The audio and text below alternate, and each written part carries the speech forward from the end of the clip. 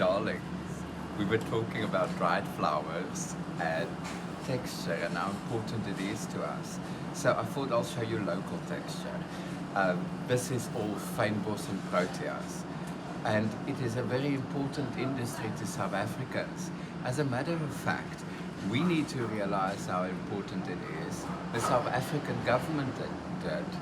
The South African government announced protection for the word Cape Flora because it's such a big industry.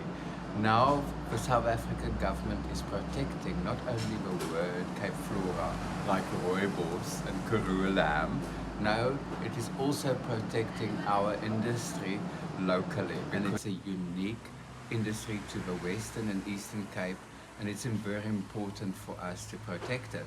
So we use a lot of fynbos and dried proteas because they are so versatile for texture. Now you can take a normal king protea that you have dried and you can turn it into a different looking flower just by taking the seeds out. Look what happens. I'm going to show you. You have a king protea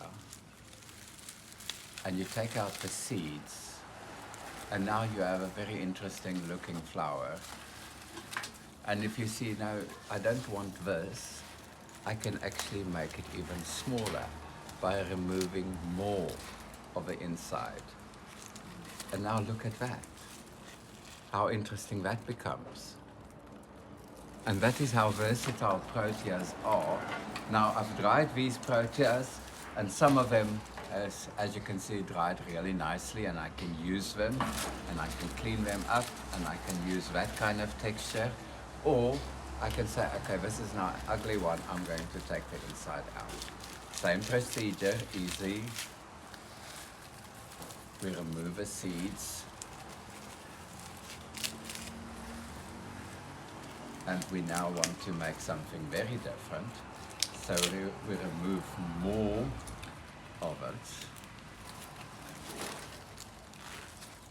And see what's happening now. And now you have a whole different flower. Isn't that fabulous? And that is how some of these things are created, by looking at fynbos and proteas in a different manner. If you know the valuable history of dried flowers in South Africa, you will be surprised. There's a whole history behind it. But come and learn more and discover more texture at Yes Exclusive Flowers.